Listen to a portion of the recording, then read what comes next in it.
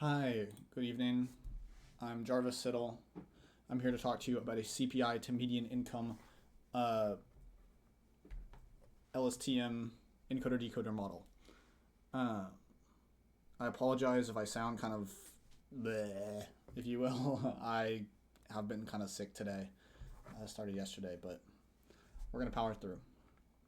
Um, I wanted to create this model because the median household income is not the perfect or the end all be all of indicators for people's economic situations in the United States, but it is a very important one. It represents the most people, um, and is very indicative of middle and oftentimes even lower income families.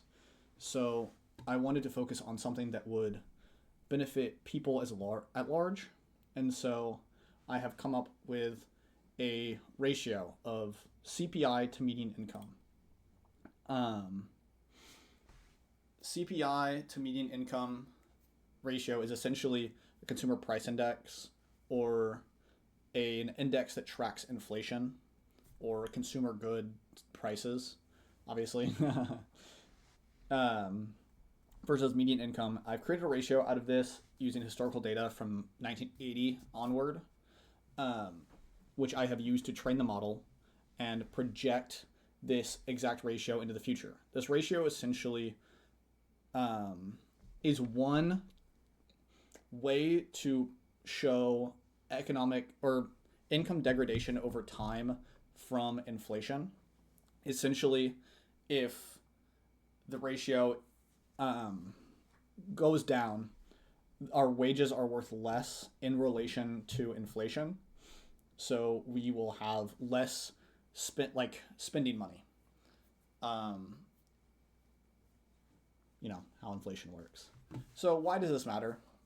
This is really important as a long-term metric for the economy, as median income earners are, most Americans, people in that like $70,000 uh, income bracket, um, which essentially means that if median income families lose, and this is not only median income families, obviously, this is a consumer price index. So it would be everybody across the board would be losing spending power if wages do not raise to the same rate as inflation, which would basically create a decrease in spending over time and lower our expected GDP growth.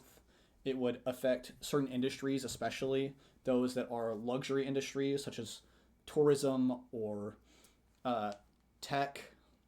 These industries that people can only afford to spend on when they have the excess cash. Things like grocery stores or toiletries may not see the same level of effect since they are considered essential goods. Um, so watching this is really important, especially for governing bodies um, like the Fed or similar government institutions. The Fed may look at something like this and see that inflation is outpacing the median income rising, and said that they need to raise rates to, cull the inflation and create an environment where wages can catch up.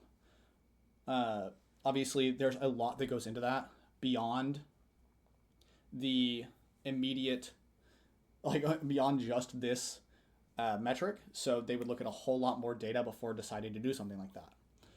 Moving on, why does this matter? But this time for individuals, this really matters because having less spending money essentially means a lower quality of living. You wouldn't be able to afford many things that people like to spend their money on, whether it be food or clothes or a new phone or whatever it is.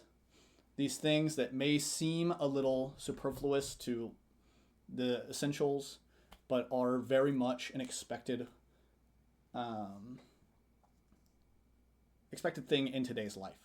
Uh, it could also affect the poverty line and have more people dip below it as the price of goods inflates. This will affect groceries and stuff, and while many Americans may not experience the inability to afford groceries or whatever else, um, whatever other essentials they need, lots may, if in fact the CPI to median income ratio continues as it has.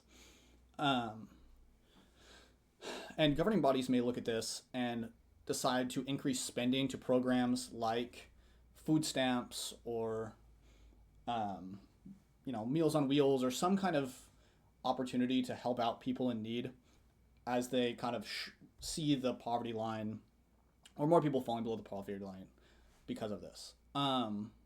Moving on, as far as previous work goes, there was very little.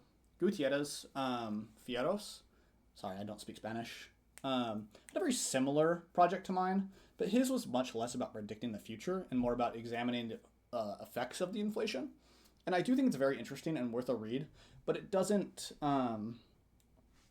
really reflect my study because he found that CPI did not have much of an impact. Like it did, but not on their ability to save or their exact quality of living, which is to be expected since he only looked at 2013 to 2023, which would only show a very small change in the income to cost of goods like ratio. I, in my previous data, looked at 1980 to 2025, which is 45 years, and we saw a much more drastic change, which we'll see on a future slide. And then also projecting to the future, I, again, we'll get into it in a moment, saw much more drastic changes than he did. The other people were Shorrocks and Marlin, but it was not really relevant. They looked at how inflation affects income, but they aren't exactly focused on predicting anything. So, using their data and Gutierrez Fierros' data, maybe there's a bigger picture to be drawn about how lawmakers can look into writing legislation because of the way that it immediately affects people's ability to save and their quality of life versus long-term effects. But that's a little over my head and beyond the scope of this project. For my methodology, I created my ratio, which I've talked about. It's a ratio of CPI from Fred, the Federal Reserve of St. Louis, I believe, and the median household income of the United States, which I obtained from the Census Bureau. The model was trained with that as this ratio as the target variable, and the median household income and the CPI were the only other inputs. I tested working with things like poverty rate and a couple of other things, such as like homeownership or whatever, but none of it really seemed to have much of an impact. The model is already quite accurate with just the three. It's, predicting one number. It's not super complex, and it didn't need to be. I went with an LSTM encoder-decoder model because I wanted the flexibility, first of all, which was useful when testing a bunch of different variables, but obviously I didn't end up using those, so that wound up not actually being all that helpful. But I also, in my research, found that they're apparently quite good at forecasting time series data. That's what we did for assignment 6, and so I used it mostly because of that. The multi-step forecasting that I did, I had help from Gemini, which I've written about in the report and listed the prompt in the citations. It was very helpful in creating a recurrent, sorry, my throat hurts, and making a recurring loop to forecast. Sorry, I'm a little scatterbrained. But it was very helpful, and it wound up being quite accurate. It had a loss of sub 1%, which in my experience has been quite good, and I hope that is in fact the case. However, what I will say is in the multi-step forecasting, to get future values for CPI and median income, it's essentially just a percent change from the first year to the last year. So the model predicted in a straight line rather than the cyclical nature of the actual um, ratio, which I found quite frustrating. I tried really hard to remedy that, and after failure after failure after failure, that's when I finally asked Gemini to help me out, and we wound up, it's not really a person, but I wound up using it to create what I wound up with. And so it is not perfect. The weakest link is definitely that data on historical. Let me go ahead and just move on to the results. That way we can look at it and see what I mean. It is just a straight line. It does exactly follow trends and is what I would expect to see. And so I have no qualms with the results. I just wish that it predicted a little differently. And that's because the percent change over years as predicting future CPI and median income growth is not perfect. And that's certainly the weakest link. And if somebody were going to do further research, that would probably be the first thing they'd change. However, I didn't want to do anything I didn't understand. Gemini suggested things that I asked it for basically suggestions on how to fix this. And it suggested some things that may have fixed it, but I didn't understand it. I didn't want to use anything I did not understand. This is my project, not Gemini's project. So I only used things that I could myself understand and could code again if I needed to. But as far as the results go, the model projected that the median income would lose about 13% of its value to inflation over the next 20 years, which may not sound all that grave, but as this continues, this is 40 years of previous data and 20 years of future data, which implies about a total loss of 30% of our income's value, which is very problematic, especially if it continues that way. So I'm kind of over time, so I'm going to move on. But my point is that's very devastating to the economy. And while it is not the end all be all metric, cost of goods may have gotten more expensive, but quality of living has gone up. So, take it all with a grain of salt. The economy is very large and very complex. The results discussion, buying power and the poverty line. I kind of already went over these things, but that really is my goal with this project, was to figure out how long it was going to be sustainable to live on the median income. And just based off this, no other factors, we've got a while.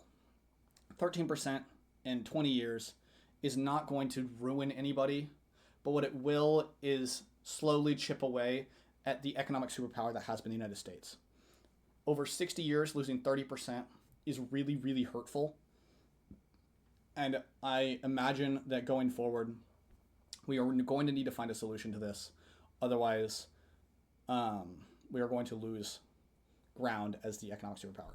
Anyway, moving forward, in conclusion, the model was not perfect by any means. I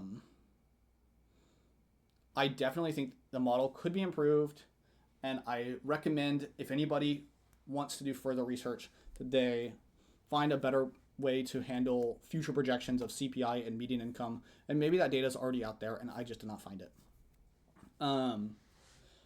But what I will say is I think that it is a good proof of concept, and also an important tool that can be made into a much larger dashboard with other data and other models that could be useful for something like the Fed or even a nonprofit or a local government, and just preparing their area for their own responsibilities for the future. Anyway, sorry. And then here are my citations. Thank you very much for listening. I know it was a little long, and so I tried to rush through the last half, but I appreciate you listening. Thank you so much. Have a good day.